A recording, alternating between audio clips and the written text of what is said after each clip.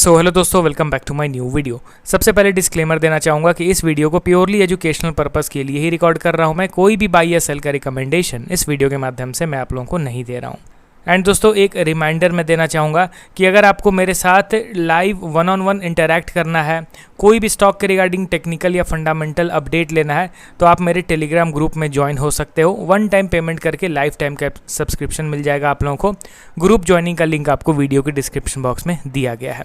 तो चलिए, आज इस वीडियो में कुछ ऐसे स्टॉक्स के बारे में बात करेंगे जिनमें मूवमेंट्स तो दिख रहे हैं हमें, बट एक्चुअल वे में वो संकेत कुछ और दे रहा है यहाँ पे ये सारे स्टॉक्स। तो चलिए, डिटेल वे में इन चारों स्टॉक्स को मैं कवर करूंगा। पहला स्टॉक हमारे लिस्ट में आपके सामने है ट्रेंट लिमिटेड। आज के दिन अगर आप देखोगे तो इस स्टॉक में 4.2% का करेक्शन हुआ। रिसेंटली इन्होंने अपने क्वार्टरली रिजल्ट्स को पब्लिश किया था एंड रिजल्ट आने से पहले ही स्टॉक ने पेस पकड़ना स्टार्ट कर दिया था। एंड आज देखोगे तो आफ्टर कंटिन्यूस बाइंग, पिछले कुछ दिनों से लगातार बाइंग हो रहा था, आज जाके यहाँ पे प्रॉफिट बुकिंग हुआ है 4.2% का। 4249 के लेवल पे ट्रेड कर रहा है। कंपनी के फंडामेंटल्स में कोई वैसा रेड फ्लैग आपको नहीं मिलेगा। इनफैक्ट इनके क्वार्टरली रिजल्ट्स को भी देखोगे तो 312 करोड़ से बढ़ के 413 करोड़ इनका नेट प्रॉफिट हो गया। प्लस अगर आप इनके सेल्स पे नज़र डालोगे तो 4200 करोड़ से बढ़ के 5028 करोड़ इनका नेट सेल्स हो गया। ठीक है, ओवरऑल सेल्स। तो कंपनी का स्टॉक गिर क्यों रहा था नीचे? तो सिंपल सा है दोस्तों, कंटिन्यूअस बाइंग हो रहा था। आप यहाँ पे आप बाइंग मोमेंटम को देखोगे तो without giving any major rejection और पुल बैक ये लगातार ऊपर की ओर ही मूव कर रहा था कोविड के बुल रन से ही। अप्रॉक्स 600 के लेवल से ये बढ़ता हुआ 8000 के लेवल को भी क्रॉस कर चुका था। एंड इस दौरान एक बार भी हम लोग को मेजर करेक्शन मिला नहीं। तो जब इस तरीके का ओवर स्ट्रेस्ड बाइंग होगा तो ऑब्वियसली आज नहीं तो कल करेक्शन तो होना है, ये चीज़ तो हम लोग को पता है। एंड करेक्शन होगा तो अच्छा खासा होगा। एंड आप ध्यान दीजिए कि अगर कोई स्टॉक ऑल टाइम हाई से मोर देन 30% 40% नीचे गिर जाता है, स्पेशली अपने मेजर सपोर्ट लेवल को ब्रेक करके नीचे गिर जाता है, उस कंडीशन में वी शेप रिकवरी एक्सपेक्ट नहीं कर सकते हैं हम लोग। उस कंडीशन में प्रॉपर प्राइस एक्शन बनना ज़रूरी है या फिर प्रॉपर कंसोलिडेशन ज़रूरी है।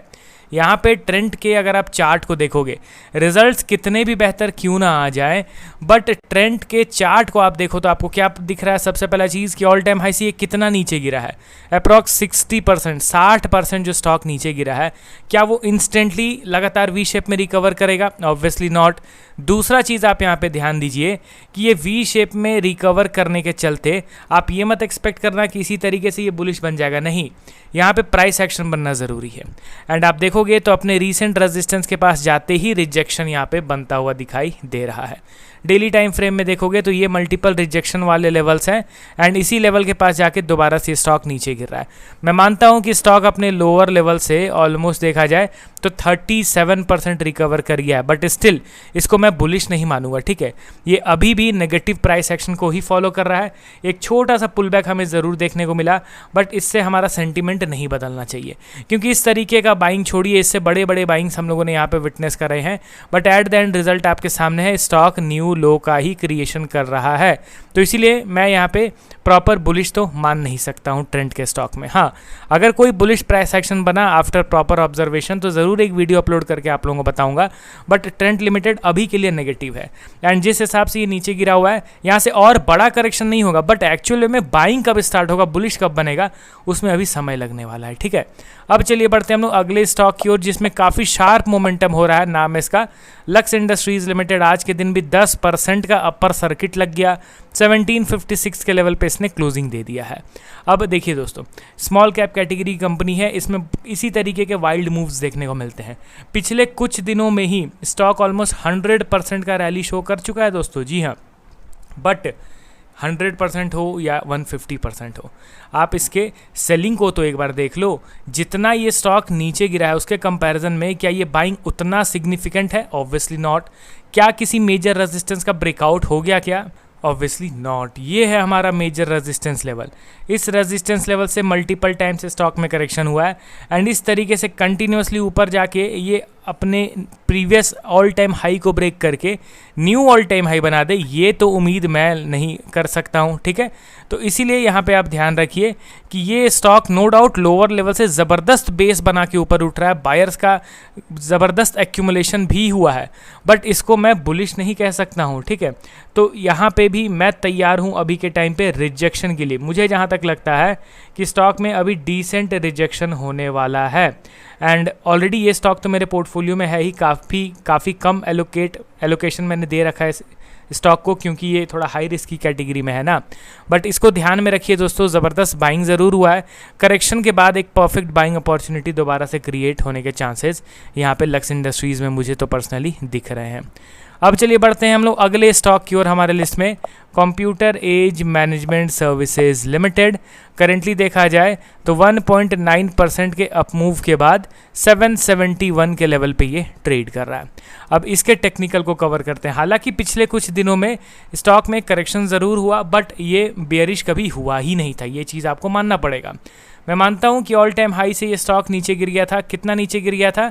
अप्रॉक्स देखा जाए तो 42%, बट गिरावट के परसेंटेज से किसी स्टॉक को बेरिश बुलिश नहीं कहा जा सकता है जब तक वो किसी इंपॉर्टेंट लेवल का ब्रेकडाउन या ब्रेकआउट ना दे दे। कैम्स के स्टॉक को देखोगे तो नो डाउट ये यहाँ से यहाँ तक में 42% नीचे गिरा, बट क्या किसी इंपॉर्टेंट सपोर्ट का ब्रेकडाउन मिला? Obviously not. दूसरा चीज़ आप ध्यान दीजिए कि अभी तक ये प्रॉपर बुलिश प्राइस एक्शन को ही फॉलो कर रहे हैं। तो जितने भी लोग मुझे कमेंट्स कर रहे हैं कैम्स के रिगार्डिंग, तो ये देखिए दोस्तों, पहले भी बुलिश था, अभी भी बुलिश है। अपने प्रीवियस सपोर्ट लेवल पे आते ही ज़बरदस्त यहाँ पे बाइंग हैपनिंग हुआ। अगर ये सपोर्ट का ब्रेकडाउन करता ना, तब सिनेरियो नेगेटिव हो जाता, यहाँ पे नेगेटिव प्राइस एक्शन बन जाता, बट वो चीज़ हुआ नहीं। तो बायर्स अभी भी इंटैक्ट हैं इस पर्टिकुलर स्टॉक में। अगला और लास्ट स्टॉक हमारे लिस्ट में आपके सामने है डॉक्टर रेड्डीज़, ठीक है। ये अभी ज़बरदस्त प्राइस एक्शन बना रहा है डॉक्टर रेड्डीज़ लेबोरेटरीज़।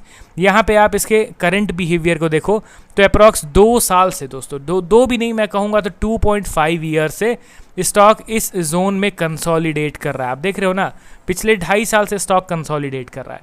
बट जैसे ही मैं चार्ट को जूम आउट करता हूँ एंड इसका लार्जर टाइम फ्रेम में पिक्चर देखने की कोशिश करता हूँ, तब पता चलता है कि नहीं भाई, यहाँ पे तो कुछ और चीज़ ही हो रहा है, कुछ बड़ा होने का तैयारी हो रहा है। मैं चार्ट को जूम आउट करता हूँ। अब आप यहाँ पे ध्यान दीजिए दोस्तों, ये आप देख सकते हो ना, ये मेजर रेजिस्टेंस लेवल था फ्रॉम 2020 इटसेल्फ। 2020 में ये रेजिस्टेंस का फॉर्मेशन हुआ, 2023 में ब्रेकआउट मिला, एंड अभी ब्रेकआउट के बाद भी कुछ खास मोमेंटम मिला नहीं है, एंड इनफैक्ट अपर लेवल पे ही कंसोलिडेट कर रहा है। तो यहाँ पे एक अच्छा खासा ब्रेकआउट का इंतज़ार करना है।